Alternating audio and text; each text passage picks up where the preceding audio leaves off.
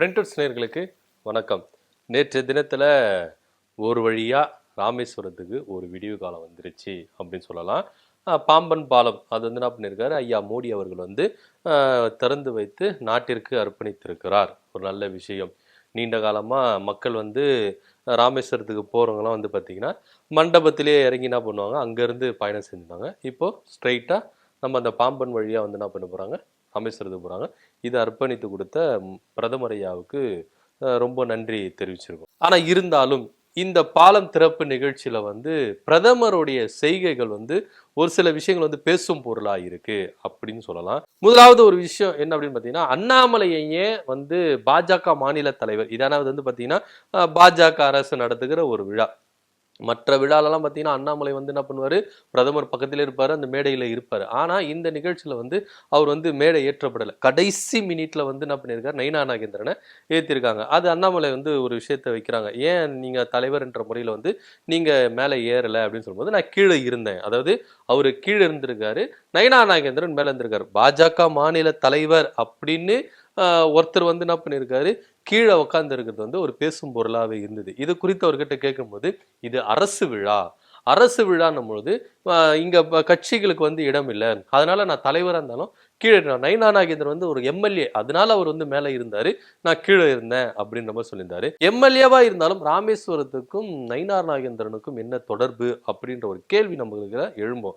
ஒருவேளை திருநெல்வேலியில வந்து ஒரு நிகழ்ச்சியில நடக்குது அப்படின்னும் போது, சரி அந்த தொகுதி அவர் எம்எல்ஏ, சரிப்பா நாடாளுமன்ற உறுப்பினருக்கு நின்று தோத்தாரு, இருந்தாலும் ஒரு திருநெல்வேலியில இருக்கிற ஒரு தொகுதிக்கு வந்து அவர் எம்எல்ஏ, அதனால வந்து அவர் இருக்கலாம். ராமேஸ்வரத்துல எதுக்கு போயிட்டு நயினா நாகேந்திரனை அவர் வந்து முன்னாடி, அதுவும் லாஸ்ட் மினிட்ல அவருக்கு அந்த இடம் கிடைச்சது, அண்ணாமலைக்கு கிடைக்கல அப்படின்ற ஒரு கேள்வி எழுந்தது இல்லையா. இது வந்து நம்ம எல்லாருக்குமே தெரிஞ்சுதான், பூதாகாரமா ஒரு விஷயம் போயிட்டு இருக்கு. அடுத்த தலைவர் நயினா நாகேந்திரன், அதுக்கு இப்பத்துல இருந்தே ட்ரைனிங் கொடுக்குறாங்க, அவரை மேடையில உட்கார வைக்கிறாங்க அப்படின்ற ஒரு விஷயம் நமக்கு தெல்ல தெளிவா தெரியுது. இன்னொரு விஷயம் சொல்லியிருந்தாரு, இது அரசு விழா, அதனால வந்து அன்னெசரியா வந்து யாருமே உள்ள அரசு விழா அப்படின்னும் பொழுது ஜெய் ஸ்ரீராம் அப்படின்ற ஒரு கோஷம் ஏன் எழுப்பணும்? அரசு விழா அப்படின்னும் போது இதை வந்து உங்க மதத்தை நீங்க வந்து இம்ப்ளிமெண்ட் பண்ற அப்படின்ற ஒரு நிகழ்வு தானே இருக்கு அப்படின்ற ஒரு கேள்வியும் நமக்கு எழும்புது. இதெல்லாம் போக ஐயா முதல்வர் வந்து நம்ம மோடியை வரவேற்கிறதுல மிஸ் பண்ணிட்டாரு, துரோகம் பண்ணிட்டாரு, அவர் தப்பு செஞ்சிட்டாரு, மன்னிப்பு கேட்கணும்னு சொல்லிட்டு பாஜகவை சேர்ந்த அண்ணாமலை ஆகட்டும், அதே போல தமிழிசை சவுந்தரராஜனா இருக்கட்டும், தொடர்ந்து வந்து என்ன பண்றாங்க, வாய்க்கு வந்த மாதிரிலாம் பேசிட்டு இருக்காங்க. முதல்வர் என்ன அங்க வந்து குழுன்னு போய் ஜில்லு இருக்கிற காத்து வாங்குறதுக்கு அவர் என்ன அங்க போயிட்டு என்ஜாய் பண்ணிட்டு இருக்காரு, அரசு முறை பயணமா தான் போயிருக்காரு. நீலகிரி மாவட்டத்துல பல்வேறு நலத்திட்ட உதவிகளை அவர் வழங்க போயிருக்காரு. குறிப்பா வந்து பாத்தீங்கன்னா மருத்துவமனை, அதாவது மலைப்பிரதேசங்கள்ல சிம்லாவுக்கு அடுத்தபடியா ஒரு பெரிய ஹாஸ்பிட்டல் இருக்குன்னா அது நம்ம நீலகிரி மாவட்டம் ஊட்டியில தான் அப்படின்ற ஒரு பெருமையை என்ன பண்ணிருக்காரு, வாங்கி கொடுத்திருக்காரு, செஞ்சிருக்காரு. அது மாத்திரம் இல்ல, நல்ல நலத்திட்டங்கள், வீடு இல்லாதவங்களுக்கு எல்லாம் வீடு கொடுத்திருக்கிறாரு. சோ அந்த பெண்களை வந்து என்ன சொல்றாங்கன்னா, நாங்களாம் வந்து நினைச்சே பார்க்கல, எங்களுக்கு எல்லாம் வந்து வீடு கிடைக்குமா அப்படின்னு சொல்லிட்டு ஐயா முதல்வர் வந்து வீடு கொடுத்திருக்காரு. கிட்டத்தட்ட பெண்களுடைய வயிற்றுல பாலை வாத்திருக்கிறாரு நம்ம முதல்வர் ஐயா. அவங்களுடைய கண்ணீரை போக்கியிருக்காரு, அவங்களுக்கு இருக்கிற கஷ்டங்களை போக்கியிருக்காரு. நிறைய நலத்திட்ட உதவிகளை செஞ்சு, உதகை மண்டலத்தில் நிறைய நலத்திட்ட உதவிகளை செஞ்சு பெண்கள் வயிற்றுல பாலை வாத்திருக்காரு. பெண்களுக்கான ஆட்சி அப்படின்றத இன்னொரு முறை நிரூபிச்சிருக்கிறாரு நம்ம முதல்வர் ஐயா. சோ இந்த நலத்திட்டங்களை, அதாவது பிரதமர் மோடி வந்து தமிழ்நாட்டுக்கு நல்லது பண்றதுக்கு வரத இவரை வந்து வரவேற்கல அப்படின்னா, தமிழ்நாட்டில் இருக்கிற ஒரு முதலமைச்சர் தமிழ்நாட்டு மக்களுக்கு தொடர்ந்து உழைச்சிட்டு இருக்காரு, தொடர்ந்து அவர் வந்து நலத்திட்டங்களை செஞ்சு கொடுத்துட்டு இருக்காரு. அதன் ஒரு பகுதியாக தான் ஊட்டிக்கு போயிட்டு என்ன பண்றாரு, நிறைய நலத்திட்டங்களை வந்து என்ன பண்றாரு, கொடுத்துட்டு வராரு. இவர் ஆடிக்கு ஒரு வாட்டி, அமாவாசை ஒரு வாட்டி ஒரு நினைச்சா ஒருவர். இப்ப பாருங்களா, இப்ப வந்தாரா, இவர் வந்ததுக்கும் ஒரு அர்த்தம் இருக்கு. என்ன அப்படின்னு பாத்தீங்கன்னா, ராம நவமி நாள், அதாவது ராமேஸ்வரத்தில் இருக்கிற ராமநாதர் கோயில வந்து இவர் வந்து தரிசனம் பண்ணணும். அதுக்காக வரதுதான் வரோம், சரி இதையே ஓபன் பண்ணி வச்சிருவோம் அப்படின்ற. ஏன்னா கட்டி எப்பயே முடிச்சாச்சு, ஆனா அப்போ வந்து ஓபன் பண்ணல, இப்போ வந்து ஓபன் பண்றாரு. ஏன் இது இவ்வளவு காலதாமதம்னா, இவர் அந்த டேட்ல வந்து ராமநாத சுவாமி கோயில் வந்து அவர் வந்து தரிசனம் பண்ணணும், பூஜிக்கணும், தியானம் பண்ணணும் அப்படின்றதுக்காகவே வெயிட் பண்ணி வச்சு இப்ப என்ன பண்றாங்க, திறந்தாங்க. சரி திறந்தாரு, ஒழுங்கானா திறந்தாரா, அதுலயே சில குளறுபடி.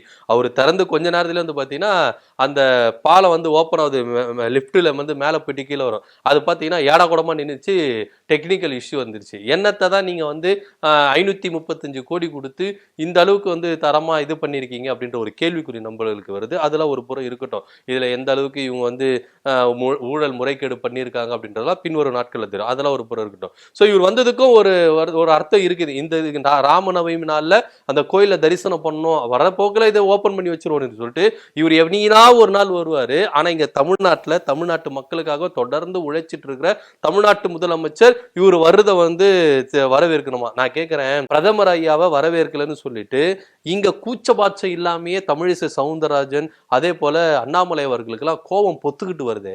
தமிழ்நாட்டுக்கு நிதி தரல, அந்த அப்பெல்லாம் உங்க கோபம் எங்க போச்சு? அதே மாதிரி தொகுதி மறுசீரமைப்புக்கு கடிதம் கட்டிருக்காரு, சந்திக்கிறதுக்கு கடிதம் கட்டாரு, அதுக்கு டைம் தரல, அப்போ உங்க கோவம் எங்க போச்சு? தமிழ்நாட்டு கல்விக்குன்னு நிதி கொடுக்கல, அப்போ உங்க கோவம் எங்க போச்சு? நமக்கு பேரிடர் நிதி கொடுக்கல, அப்போ உங்க கோவம் எங்க போச்சு? தமிழ்நாட்டு மாணவர்களுக்கு தொடர்ந்து என்ன பண்றாங்க, அழுத்தத்தை கொடுக்குறாங்க, மும்மொழி கொள்கையை ஏத்துன்னு, அப்பெல்லாம் உங்க கொள்கை எங்க போச்சு, உங்க கோவம் எங்க போச்சு அப்படின்ற கேள்வி நம்மளுக்கு வருமா இல்லையா? இவங்களுக்கு என்னன்னா, இவங்களுக்கு கேத்த மாதிரி ஒரு விஷயம் நடக்கலன்னா அது எப்படி அப்படியே என்ன பண்ணுவாங்கன்னா ஆப்போசிட்டா இம்ப்ளிமெண்ட் பண்ணிடுவாங்க. இப்ப என்ன பண்றாங்க, பிரதமர் ஒரு விஷயம் வந்தாரு, அதுல வேற பிரதமர் வந்து ஒரு ஆணவ பேச்சு ஒண்ணு பேசினாரு. என்ன பேசினாருன்னு பாத்தீங்கன்னா, அதாவது 2004ல இருந்து 14ல திமுக கூட்டணியில் காங்கிரஸ் ஆட்சி அமைச்சது மேல, அப்போ தமிழ்நாட்டுக்கு அவங்க கொடுத்த நிதியை விட இவர் வந்தாருல 2014ல இருந்து 2024 வரைக்கும் அவரு கொடுத்த மோடி கொடுத்த நிதி வந்து 7 மடங்கு அதிகமா இருக்கா. கிட்டத்தட்ட வந்து 3 மடங்கு என்ன பண்றாங்கன்னா அதிகமா கொடுத்திருக்காங்க மோடி. ஓகே, நீங்க சொல்றது வந்து வாஸ்தவமான பேசுனா, இப்போ ஒரு விளக்கம் கூட கொடுத்திருக்காரு நம்ம சிதம்பரம். அதாவது அவங்க ஆட்சியில் வந்து 900 கோடி ரயில்வே திட்டத்துக்கு மட்டும் வந்து பாத்தீங்கன்னா 900 கோடி வந்து என்ன பண்ணிருக்காங்க கொடுத்திருக்காங்க. ஆனா இவங்க வந்து 6000 கோடி கொடுத்திருக்காங்க. அவங்க காலகட்டம் 2004ல இருந்து 2014 வரைக்கும். 2004 to 2014ல விலைவாசி என்ன, அதாவது பொருளாதார படிப்புல ஜிடிபின்னு வாங்க, இந்த புள்ளி விவரத்தை வந்து நீங்க என்ன பண்ணணும், கம்பேர் பண்ணி பார்க்கணும். 2004ல இருந்து 14 வரைக்கும் நமக்கு கொடுத்த நிதி வந்து அப்போ வந்து நம்மளுக்கு வந்து எப்பேற்பட்ட ஒரு நிதி அப்படின்றது நம்மளுக்கு தெரியும். அப்ப அந்த காலகட்டத்துல விலைவாசி என்ன, பொருளாதார நிலை என்ன அப்படின்றத கணக்கு வச்சு நம்மளுக்கு அதிகமா கொடுத்தாங்க. 2014ல இருந்து 2024 வரைக்கும் ஜிடிபியோட புள்ளி விவரங்கள் என்ன, அப்போ இப்ப இருக்கிற விலைவாசி எந்த அளவுக்கு ஏறி இருக்கு அப்படின்றத கொஞ்சம் பிரதமர் அவர்கள் கணக்குல வைக்கணும். ஒரு சின்ன விஷயம் கூட தெரியாம வாய்க்கு வந்த மாதிரி பிரதமர் வந்து என்ன பண்றாரு, ஒரு பொய்யை வந்து போற போக்குல வீசிட்டு போறாரு.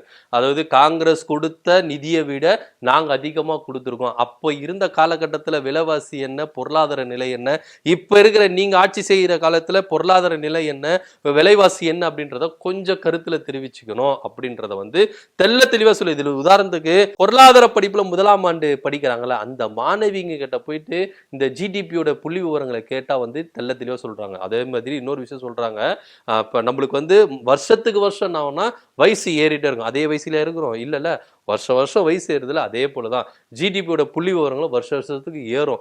இந்த ஜெனரல் நாலேஜ் கூட இல்லாம பிரதமர் ஐயா வந்து போற போக்குல நாங்க அதிகமா நிதி கொடுத்துருக்கோம் அப்படின்னு சொல்லிட்டு நான் சொல்றாங்க. அது சொன்னது மாத்திரம் இல்ல, இன்னொரு விஷயம் சொன்னாரு. என்னன்னா, நாங்க இவ்வளவு நிதி கொடுத்தாலும் இங்க அழுவுறவங்க அழுதுதான் இருக்காங்க, அவங்க அழட்டும் அப்படின்னு நம்ம சொல்லியிருக்காங்க.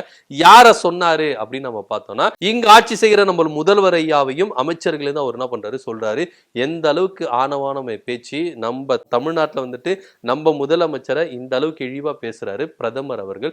இத வன்மையா கண்டிக்கத்தக்கது அப்படின்றத ஒவ்வொரு அரசியல் கட்சிகளும் என்ன பண்றாங்க, பதிவு செஞ்சுட்டு இருக்காங்க. இதெல்லாம் ஒரு புறம் இருக்கட்டும். ஐயா மோடி அவர்கள் தமிழ்நாட்டுக்கு வரும் பொழுது நான் வரவேற்காததுக்கு காரணம் என்ன அப்படின்றத ஐயா ஸ்டாலின் அவர்கள் வந்து என்ன பண்ணியிருக்காரு, தெல்ல தெளிவா சொல்லியிருக்காரு. என்ன அப்படின்னு பாத்தீங்கன்னா, இது முன்னாடியே வந்து நடந்திருக்கான். என்ன அப்படின்னு பாத்தீங்கன்னா, இவர் அதாவது நம்ம ஸ்டாலின் ஐயா வந்து தொகுதி மறுசீரமைப்பு விவகாரத்தை குறித்து நான் உங்ககிட்ட பேசணும், அதுக்காக நீங்க எனக்கு டைம் ஒதுக்கணும் அப்படின்னு சொல்லிட்டு கடிதம் போட்டிருக்காரு. ஆனா அதுக்கு எந்தவித ரெஸ்பான்ஸும் இல்லை.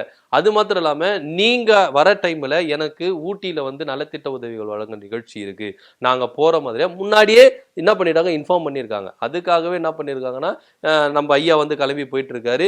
இங்க 2 அமைச்சர்கள் தங்கம் தென்னரசு அதே போல ராஜகண்ணப்பன் 2 அமைச்சர்களுக்கு கொடுத்து என்ன பண்ணியிருக்காரு, சந்திக்க வச்சிருக்காரு. அந்த நிகழ்ச்சி நல்லபடியா நடந்திருக்கு. உடனே இங்க இருக்கிற பாஜக தலைவர்களுக்கு வந்து ரோசம் புதுக்குச்சு. இவங்களுக்கு ரோசம் எங்கிருந்தா வரும் தெரியாது.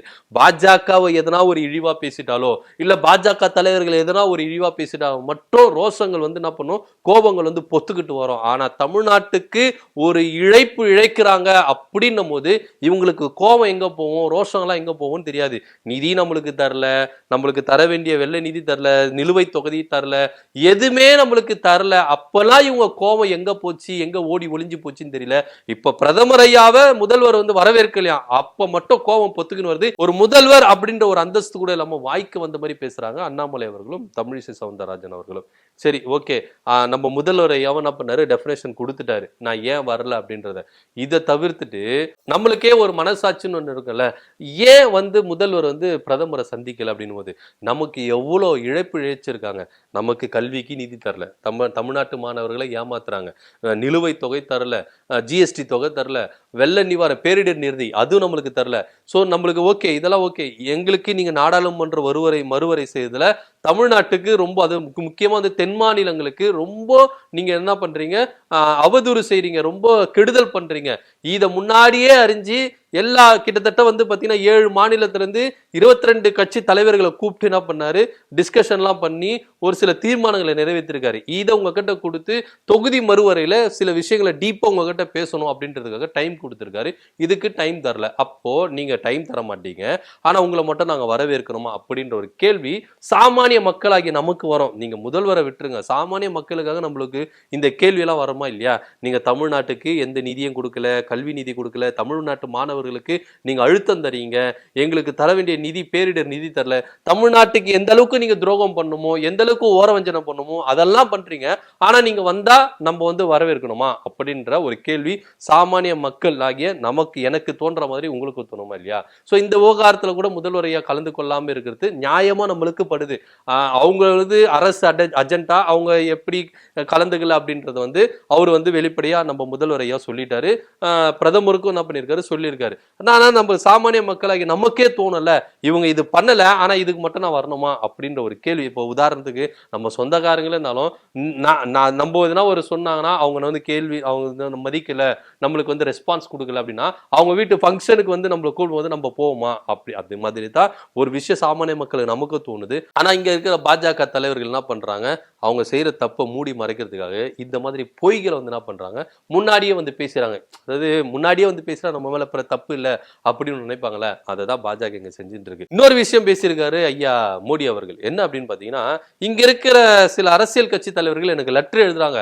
சரி, லெட்டர் தான் இங்கிலீஷ்ல ஏதுறீங்க, கையெழுத்து கூட இங்கிலீஷ்லயே போடுறாங்க, ஏன் அது தமிழ்ல போடக்கூடாதா அப்படின்னு சொல்லிட்டு ரொம்ப கரிசனையா, நான் தமிழ் மேல ரொம்ப அக்கறை உள்ளவர் மாதிரி, தமிழுக்காக இவர் அப்படியே தியாகம் பண்ற மாதிரி என்ன பண்ணிருக்காரு, பேசியிருக்காரு. நான் கேட்கிறேன், நீங்க தமிழ் தமிழ் தமிழ்னு சொல்லிட்டு இங்க தொடர்ந்து பேச்சுக்களை கொடுத்துட்டு இருக்காங்க, கோரிக்கைகளை எழுப்பிட்டு இருக்காங்க. அதுக்கே நீங்க எந்த அளவுக்கு வச்சு செய்றீங்க அப்படின்றத, தமிழ்நாட்டை வச்சு செய்றீங்கன்றத தமிழ்நாட்டில் இருக்கிற மக்கள் எல்லாருமே தெரிஞ்சுக்கிறாங்க. தமிழுக்குன்னு ஒருத்தர் வந்து குரல் கொடுத்தா அதை வந்து எப்படியெல்லாம் நீங்க நசுக்கலாம், எப்படியாலும் நீங்க ஓரவஞ்சனம் செய்யலாம் சொல்லிட்டு தமிழ்நாடை வச்சு செய்றீங்க அப்படின்றத எங்களுக்கு நல்லாவே பார்த்துட்டு இருக்கோம். ஸோ இந்த லட்சணத்துல தமிழ்ல கடிதம் எழுதிட்டா நீங்க உங்களுக்கு தமிழ் படிக்க தெரியுமா? தமிழ் நான் கேட்கிறேன், உங்களுக்கு தமிழ் படிக்க தெரியுமா? கடிதத்துல நீங்க கடிதம் எழுதும் போது எதனா ஒரு கோரிக்கை எழுதும்போது தமிழ்ல எதுனா முதல்ல நீங்க அதை அலோவ் பண்ணுவீங்களா? உங்க உள்துறை அமைச்சர் தான் சொல்லியிருக்காரு, எழுதுற லெட்டர் எல்லாம் ஹிந்தி தான் வரணும், அங்க இருக்கிற உள்துறை அமைச்சரகத்துல இருக்கிறவங்க எல்லாருமே ஹிந்தி கட்டாயமா படிக்கணும், ஹிந்தியில தான் லெட்டர் அனுப்புவோம், ஹிந்தியில தான் நாங்க பேசுவோம் அப்படின்னு சொல்லிட்டு கொஞ்ச நாளைக்கு முன்னாடி என்ன பண்ணாரு, ஒரு தகவல்லாம் வெளியே வந்தது. ஸோ அப்படி இருக்கும்பொழுது இங்க தமிழ்ல ஏதிட்டா மட்டும் உங்களுக்கு தமிழ் தெரிஞ்சிருமா அப்படின்ற ஒரு கேள்வி வந்து சாமானிய மக்களாகிய எனக்கு இருக்குது. அதே மாதிரிதான் நிறைய பேர் இருக்கும். தமிழ்ல லெட்டர் இதுல சைன் போடல அப்படின்றது உங்களுக்கு பிரச்சனையா, இல்ல இங்க இருக்கிற ஆட்சியாளர்கள், இங்க இருக்கிற தலைவர்கள் உங்களுக்கு லெட்டர் எழுதுறது பிரச்சனையா அப்படின்ற ஒரு கேள்வி வந்து நமக்கு வந்து எழதான் செய்யுது. நீங்க தமிழ்ல எழுதிட்டா மட்டும் நீங்க படிச்சிட போறது இல்ல, அந்த கோரிக்கையை நீங்க தமிழ்ல படிச்சுட்டு எங்களுக்கு உடனே செவிசாய்க்க போறதே இல்லை. என்னதான் நாங்க முட்டி மோதினாலும் போராடிதான் உரிமைகளை பெற வேண்டிய ஒரு நிலைமையில தமிழ்நாடு தள்ளப்பட்டிருக்கு அப்படின்றதுல எந்தவித மாற்று கருத்தை இல்லை. ஸோ என்ன பொறுத்த வரைக்கும் இதுமேட்டு இருந்து ஐயா மோடி அவர்கள் வந்து ரொம்ப ஃபீல் பண்ணிட்டாரு. ஒரு சாமானிய மக்களா நான் வந்து என்ன பண்றேன், ஒரு சாமானியனா நான் என்ன சொல்றேன்னா, இங்க இருக்கிற ஆட்சியாளர்களுக்கும் தலைவர்களுக்கும் ஒரே ஒரு கோரிக்கை தான் வைக்கிறேன். என்ன அப்படின்னா, இதுமேட்டு இருந்து நீங்க வந்து சென்ட்ரல் கவர்மெண்ட்டுக்கு வந்து லெட்டர் எதுனா எதுங்க தமிழ்ல ஏதுங்க. கேட்டா ஐயா மோடி அவர்கள் தான் என்ன பண்ணாரு, ரொம்ப வந்து என்ன பண்ணாரு, ஃபீல் பண்ணிட்டாரு. தமிழ்ல நீங்க லெட்டர் எழுதுறது இல்லை, தமிழ்ல நீங்க சைன் போடுறது இல்லை அப்படின்னு சொல்லிட்டு ரொம்ப ஃபீல் பண்ணிட்டாரு. அதனால வந்து இது மட்டும் இந்த தமிழ்ல லெட்டர் எழுதுங்க, தமிழ்லயே சைன் போட்டு என்ன பண்ணுங்க அனுப்புங்க, அப்பதான் ஐயா மோடி அவர்கள் வந்து ரொம்ப சந்தோஷமா இருப்பாரு. ஏன்னா அவர் ரொம்ப ஃபீல் பண்ணிட்டாரு. தமிழ்ல நீங்க இங்கிலீஷ்ல தான் லெட்டர் எழுதினீங்கன்னா சைனை கூட நீங்க இங்கிலீஷ்ல போடுறீங்க அப்படின்னு சொல்றாரு. சைனை கூட இது மட்டும் இந்த தமிழ்ல போட்டு அனுப்புங்க. ஐயா முதல்வர் ஐயாவா இருக்கட்டும், இல்ல துணை முதல்வர் ஐயாவா இருக்கட்டும், இல்ல மற்ற அமைச்சர்களா இருக்கட்டும், இல்ல கட்சி தலைவர்களா இருக்கட்டும், நீங்க என்ன பண்ணுங்க, இது மட்டும் இந்த தமிழ்லயே லெட்டர் போடுங்க, தமிழ்லயே நீங்க சைன் போட்டு என்ன பண்ணுங்க லெட்டர் எழுதி அவருக்கு கோரிக்கை மனுவாவோ இல்ல ஏதோ ஒரு கடிதத்தை என்ன பண்ணுங்க அவருக்கு தமிழ்லயே எழுதி அனுப்புங்க அப்படின்றதான் நம்ம வந்து நான் வந்து விரும்பி கேட்டுக்கிறேன். இது போல மக்களுடைய ஆசை அதுவாக தான் இருக்கு. ஏன்னா பிரதமர் ஐயா வந்து என்ன பண்ணிட்டாரு, ரொம்ப ஃபீல் பண்ணிட்டாரு. நீங்க தமிழ்ல கடிதம் எழுத மாட்டீங்க, சைன் போட மாட்டீங்க அப்படின்னு சொல்லிட்டு. சோ இந்த ராமேஸ்வரம் இவர் வந்த பாலம் திறக்கிறதுக்காக வந்துட்டு போன உடனே இன்னைக்கு காலையில இடி ரைடு நடந்திருக்கு. அமைச்சர் KN நேரு வீட்லயும் அவருடைய மகன் அருண் நேரு வீட்லயும் என்ன பண்ணியிருக்காங்க, இடி ரைடு நடத்திருக்காங்க. ஸோ இதுலயும் ஒரு அரசியல் இருக்கு அப்படின்றத ரொம்ப வெட்ட வெளிச்சமா என்ன பண்றாங்க, பாஜக வந்து காய்களை நகர்த்திட்டு இருக்காங்க ரொம்ப வெட்ட வெளிச்சமா அப்படின்றத பிசிறு தட்டாம என்ன பண்றாங்க, இவங்க வந்து என்ன பண்ணாங்க, காய்களை நகர்த்திட்டு இருக்காங்க அப்படின்றத வெட்ட வெளிச்சமா வெளிச்சத்துக்கு வந்திருக்கு அப்படின்றத நான் இங்க பதிவு பண்ண விரும்புறேன். ஸோ பாம்பன் பாலம் திறந்து வந்த மோடி அவர்கள் பேச வந்ததுக்கு இவ்வளவு அரசியல் இருக்கு, அவர் பேசின பேச்சுல இவர் அரசியல் இருக்கு, இங்க இருக்கிற பாஜக தலைவர்கள் பேசுனதுலயும் இவ்வளவு முரண்பாடுகள் இருக்கு. இதை பத்தி உங்களுக்கு கருத்து என்ன அப்படின்றத கீழே கமெண்ட் பண்ணுங்க. நன்றி, வணக்கம்.